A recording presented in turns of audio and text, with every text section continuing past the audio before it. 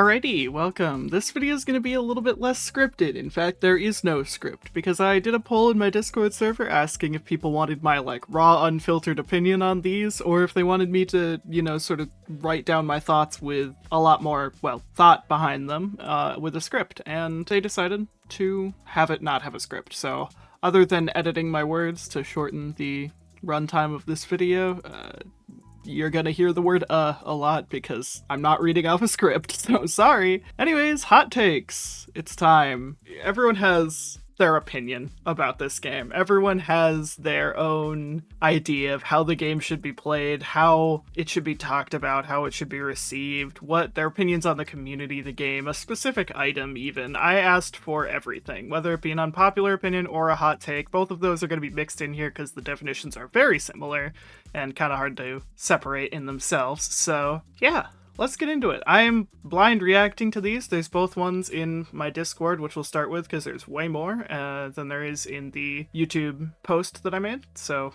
we'll do that second. Anyways, let's get into it. And also, before we get started, remember that it's just a game. Yes, you can disagree with these opinions, and that's fine, but don't be insulting anyone. Don't be mean. No one is stupid because they have a certain opinion about a video game, okay? Just be nice in the comments. That's all I ask, both to me and especially to the people who've submitted things, okay? Thank you. First one, by Nem. Normalize hacking in lunar coins is cringe. Yes. So, I don't necessarily agree that normalizing hacking in lunar coins is a bad thing, and that's for two reasons. I think this is really down to how you personally treat the game as a player. Because it's a single player game, cheating is completely fine and doesn't really matter. And the people who will be hacking in lunar coins, like myself, see lunars as something that shouldn't be held back. That shouldn't be, limited. Maybe in Eclipse, yeah, of course. And I do think that lunar should still be removed from clips. That's my hot take, is that lunar should be removed. But that's just me. I've had many Eclipse runs, I've been grinding it recently, that have been completely saved by one transcendence or something like that. So, but as for hacking in lunar coins, I think that the people it targets are people who see this game more as a sandbox than a challenge. And I think those people should be allowed to do it, if that makes sense. And as for the people who aren't in the communities and don't know that it's even a thing, this obviously doesn't matter. But as for the community as a whole, this is a fine thing, but everyone who recommends it, everyone who wants to tell, every tutorial on how to do it should be like, you should only do this if you see this game as a sandbox. If you're planning to play Eclipse and you don't feel like you can mentally block yourself from picking up a lunar or going to the Bazaar Between Time after every level, then don't do this, I think it's just a matter of communication. But at the end of the day, as we'll see with many of these hot takes, most likely, is that it's really up to whoever's playing. Just because you personally hate lunar coins being so abundant and hacking in lunar coins being so easily accessible doesn't mean that anyone cares, I personally think it's fine. I don't think lunars should be limited at all because that's silly. It's in my opinion, but whatever. Anyways, let's move on.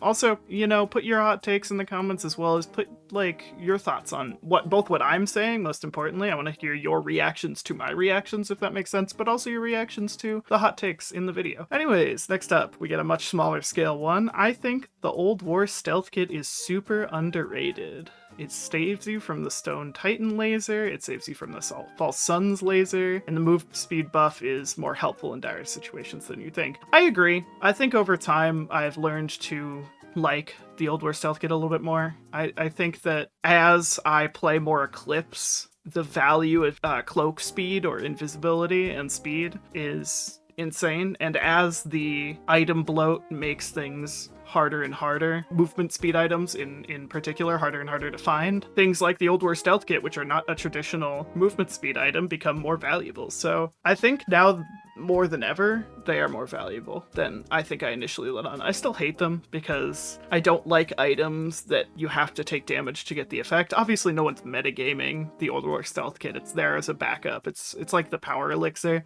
Still, I don't really like items that you have to take damage to, activate. I don't think anyone does, really. That's why the items from the Seekers of the Storm DLC were so poorly received. Up next, from Lindsay Hawks, we got, I think that Queen's Gland is the best of the 3 yellow items that the teleporter bosses on stage 1 could drop, excluding recycler rerolls.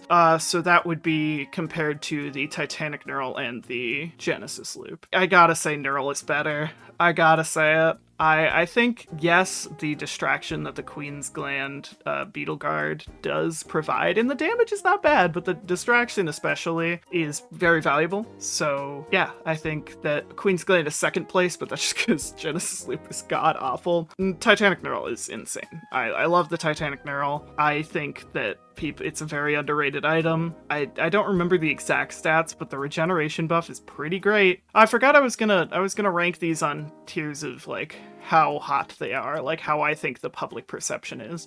We'll just do the 3 ones quick. The hacking and lunar coins, that's probably pretty hot. I think a lot of people, I think that's like a 7 out of 10 in hotness, because I think some people might be like strongly against that, but most people I think are going to be like, yeah, it's kind of an issue, but I don't really care. Old War Stealth Kit, that's a cold take. I think a lot of people agree that it has potential. It's just kind of annoying to proc. It's a mid-tier C- item sort of thing, so I don't think anyone's going to disagree. And then Queen's Gland being the best of the 3 yellow items, I think that might be like a 4 out of 10. I don't think a lot of people disagree with that, but I don't know. Let me know in the comments. All right, next up by Asara. I think the Charged Perforator is one of the single worst items in the game. Wow. Okay. Hot. Spicy. Burning.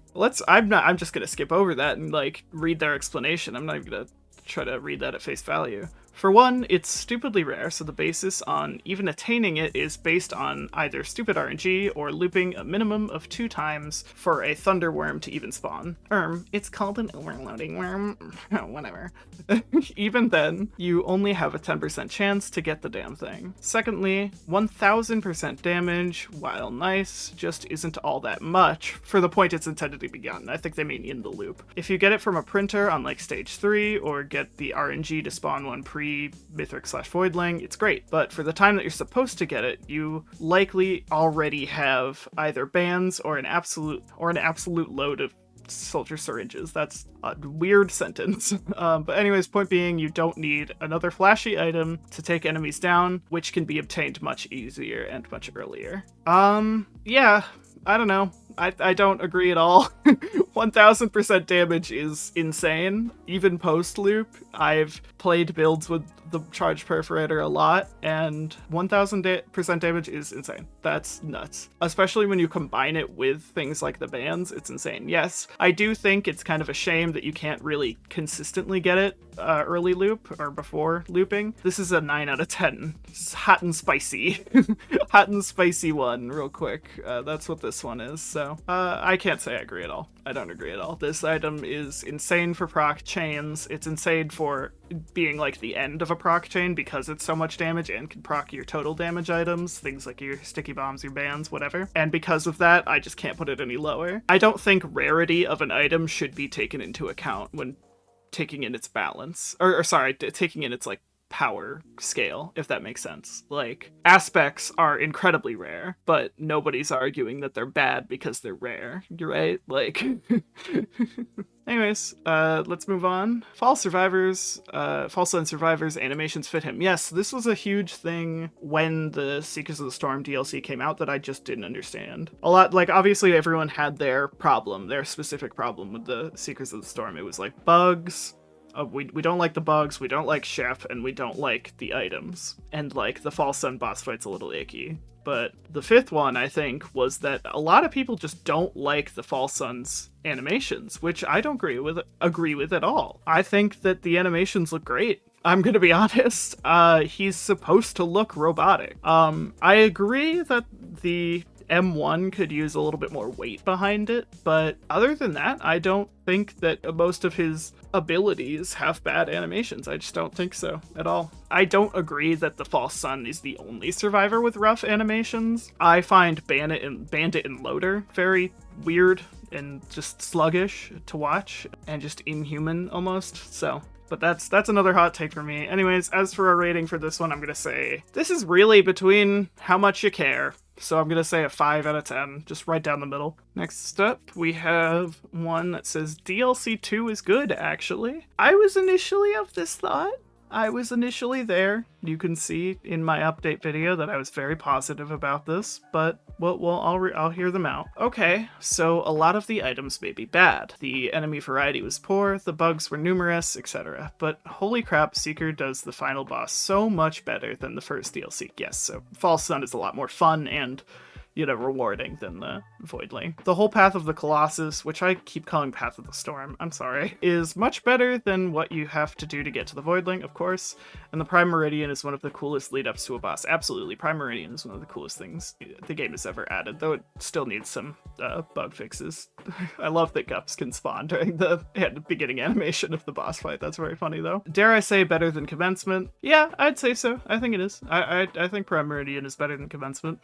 And the fight itself literally rocks so hard. Yeah, I think a lot of people were sort of confused and concerned and made their opinion off of the bugs that plagued the gameplay, if that makes sense. Like, when the FPS codebase was a thing, the laser from False Sun would basically instantly kill you if you were in high FPS. Now people base their opinion off of the fight, off of this. They turn back and they're like, I died a lot then, therefore fight bad. And I think that's silly. As for the DLC as an entirety, I think it was good. I think by now, maybe we'll wait another patch, but by now I can actually recommend getting it. I think it's fun. I'm having a lot of fun on it. I'm not noticing nearly as many bugs. There are some bugs. I have run into a couple, but they're on the level of like the bugs we got in Survivors of the Void, right? Where they were not game ending. They were just like kind of funny. I think the DLC was fine. The problem was the update. I think that a lot of people thought that 3 out of 10 spiciness. I think a lot of people agree with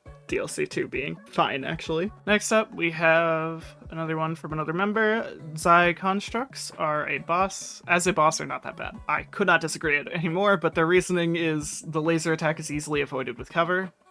Okay. Any AoE items make them easy to kill, true, but nah. The shield, while annoying, ultimately doesn't make them any more dangerous to fight. I think the entire problem with the Zai constructs is the fact that they are a flying enemy with tracking laser. Yes, the tracking is not perfect like the Stone Golem's laser is, but I think that the reason people hate the Zai construct so much is that it tracks you through walls, it can hit you through walls with the final explosion, and sometimes it doesn't make a noise when it starts firing. With the Stone Golem, you see the laser aiming on you before he shoots. You don't get that with the Zai construct, so sometimes it can come out of nowhere, especially when you're on like Eclipse 8 or something. You just get hit by a laser that you weren't expecting because you didn't hear the Zai construct. It's a relatively quiet boss, and you get hit by it and you die because there's nothing you could really do. If you start getting hit by it and you're out in the open, it's just game ending. So I agree that the shield is not as bad as people are saying, but other than that, I think this is a mid-tier take. I think this is like a 5 out of 10. I personally hate the Zai constructs, but I can see why someone might not think they're such a big deal. From Mythless and is newly hatched Zoea is underrated and completely balances losing more of your potent boss items. Alright, man, I'm gonna read through their very long submission here. I see a lot of people dog on this item simply because it eats your charged perfs, your shatter spleens, your radiant pearls, and whatever, but I think people always underestimate just how powerful these guys are for how relatively easy it is to obtain. I was not aware that it was easy to obtain, but alright. Yeah, your perfs and spleens do help you deal way more damage, but it's far rarer to get compared to finding a pluripotent larva and force converting. I see that. That's a little bit more consistent. I don't know if I think that is more common, though.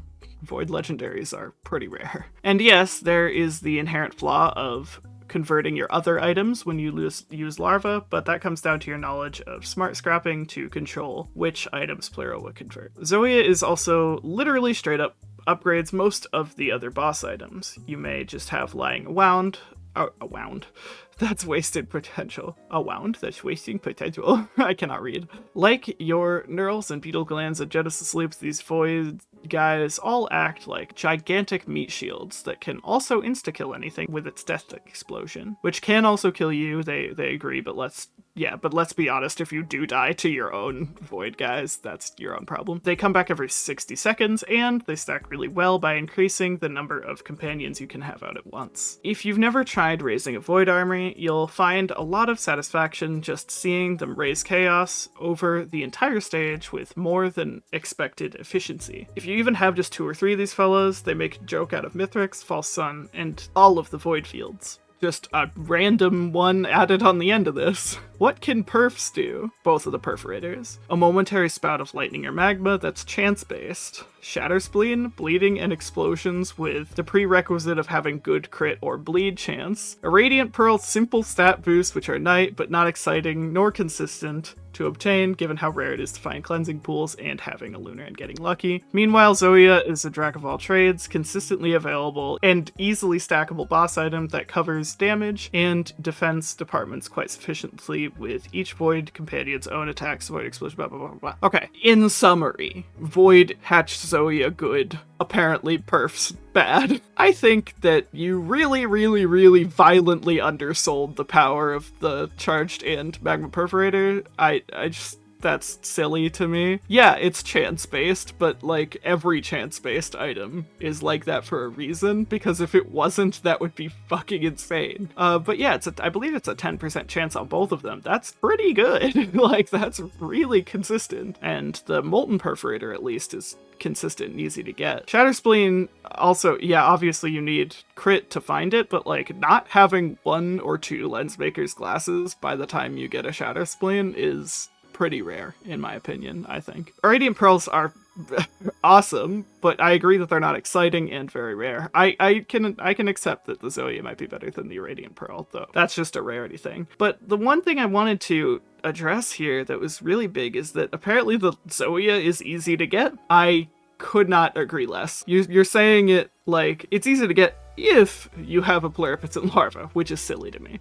Because how many runs do you have that? Is that really something you get every run? Even, like, for me, if I had to wager a guess, it's like a 1 in 15 chance. Even more than that, 1 in 20. I can't agree that it's better than all boss items, but I do agree that it's better than, like, half. A lot of people argue that it should only corrupt the Queen's Gland. I think that would be awesome, that it would absolutely be worth it, and I would take it every time. But no, it's not easy to get. This is a hot take. Very hot take. 9 out of 10. 10 out of 10 hot take. Fuck it. Alright, I get a short one here from Warren Guide that says, I think that no matter what Gearbox publishes, the Risk of Rain community will never accept it. Seekers of the Storm had a bad launch, no question about that. However, the fact that they were quick to patch the expansion's biggest bugs show that the devs do care. I don't think it was ever in question that the devs cared. Okay? The problem was the higher ups at Gearbox. The problem was not the developers. The developers had not only a reason of working under the constraints of Gearbox, but also an excuse of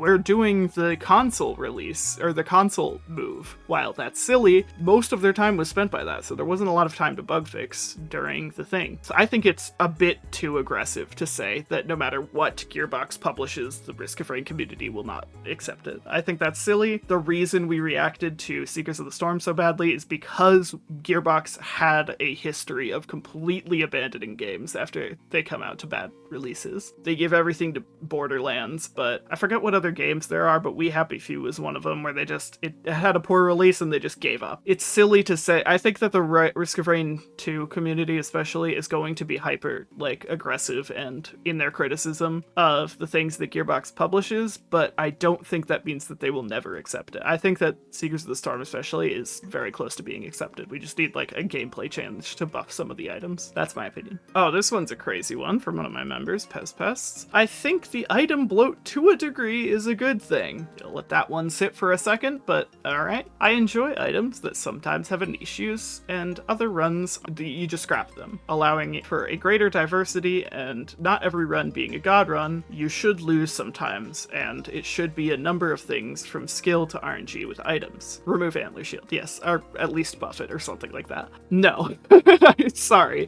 Yeah, item bloat. The biggest problem with item bloat is it removes items that you need no matter what build you're going with. It makes it harder to find. The biggest problem is movement speed items. You want a goat hoof or an energy drink, but instead you found 3 antler shields and a warped echo. Like, it's really annoying for that. And as we get more and more items that are not movement speed based, movement speed becomes way, way, way more valuable. So I think that this is a hot take, but I understand your point of like, I like having niche items. I agree. I think all of the items that are added with item bloat, except for like Antler Shield, Warped Echo, and Unstable Transmitter, have their use and are fun to use. However, I don't think that it's worth rarely getting movement speed items because they exist. Like, it's just not worth it. Yeah, okay. One that I actually agree with that I do believe is maybe a hot take, but it really depends on the person you tell it to, is from Gabe here that says, overall, I just believe that YouTuber/content creator tier lists and opinions aren't the end-all be-all. There are plenty of items and mechanics that I adore about the game that a lot of prominent content creators despise, and therefore people in the community parrot. Yeah, I totally agree. I think that, especially mine, because I'm dumb.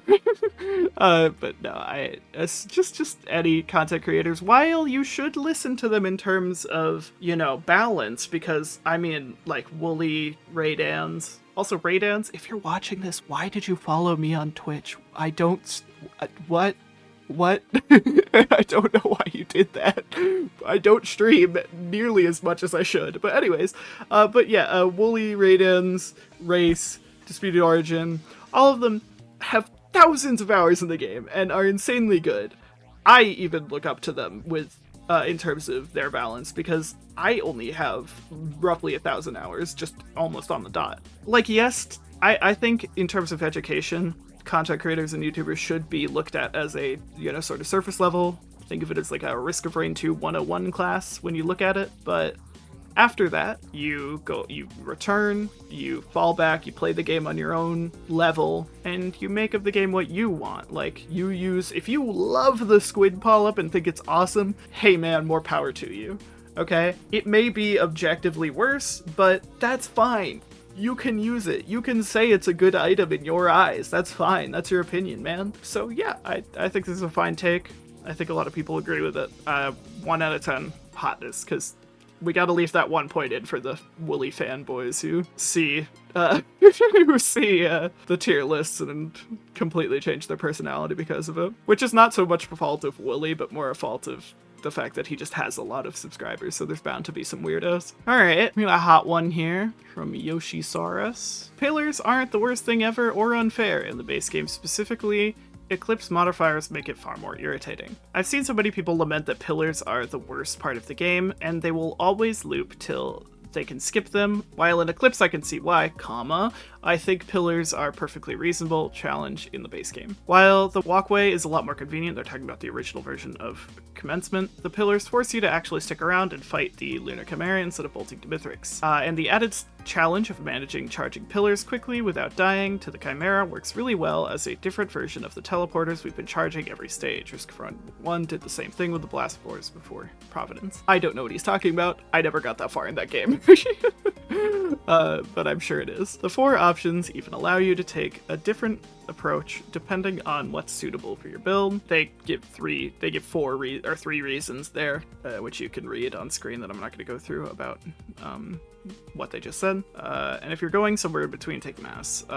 Though I think that there should be a guaranteed spawn of at least 2 pillars per, so you're not forced to take the one that you cannot feasibly complete. I think that final sentence makes the rest of this normal. Because pillars are the most insufferable thing I've ever, part of the game. Maybe second to the Voidling. I find pillars incredibly slow, and if you're late in loops, they're incredibly easy and you're just sitting there doing nothing. If you're too fast, you're just sitting there doing nothing, and if you're not prepared, you just die. like you just die. Yes, the best, you know, gamers, best Risk of Rain gamers can parkour around and kite through, but there's the one pillar that reduces in size and loses charge when you're not in it, so you can't even kite in and out like you'd want to. You have to be tanky in order to stay in it for long enough to not lose progress. No, it's bad, it's annoying, it's up to personal interpretation, I guess. If you enjoy it, more power to you, but me personally, as a lot of people think, no thank you. Icky, no good. I hate them so much. Oh, yes, I read this one this morning. I tried to keep as, like, blind as I possibly could, and I need to stop because I've been recording for 43 minutes and I have to edit this later, but anyways, we'll do this, then we'll move to YouTube. From Mini Mystic. I think Drizzle should be locked off after 5 games and then unlocked to be allowed as usual after you beat Mithrix. On a personal note, I don't think any player should start the game on Drizzle. I did and was stuck on that difficulty for a long time before I finally got used to Monsoon, and I'm going to Eclipse 3 now. By locking off Drizzle after 5 games, we can give players time to move into the game, hopefully also make sure that players can develop their skills while having fun.